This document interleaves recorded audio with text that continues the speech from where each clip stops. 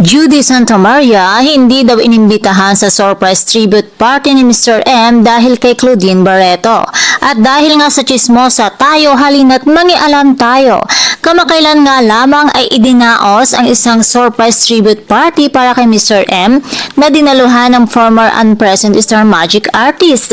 Kapansin-pansin naman na wala ang aktres na si Judy Santamaria sa event na isa rin sa naging alaga ni Mr. M. Ayon naman sa chika ni Mama OG Diaz sa kanyang YouTube channel na Showbiz Update, nabalitaan daw nilang imbitado naman pala itong si Judy Santamaria sa event, subalit kinansel daw ito o binawi nila ang imbitasyon para kay Judy.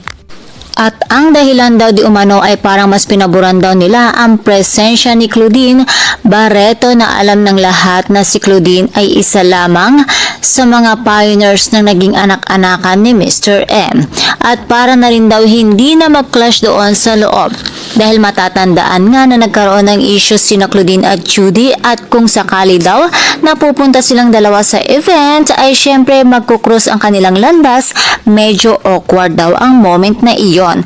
Paglilinaw naman ni Mama OG, hindi daw si Claudine ang nagpa-cancel ng invitation para kay Judy, kundi ang mismong organizer ng party. Nagdesisyon daw umano ang mga ito na wag muna nilang pagkitain ang dalawa. Si Judy Santamaria kasi ang napapabalitang rumored girlfriend ngayon ng ex-husband ni Claudine na si Raymart Santiago, na kung saan sa isang naging panayam noon ni Claudine sa isang MediaCon, binanggit nitong bad influence kay Raymart ang girlfriend nito. Wala naman itong binanggit na pangalan, subalit si Judy Santamaria daw ang kasalukuyang girlfriend ng aktor.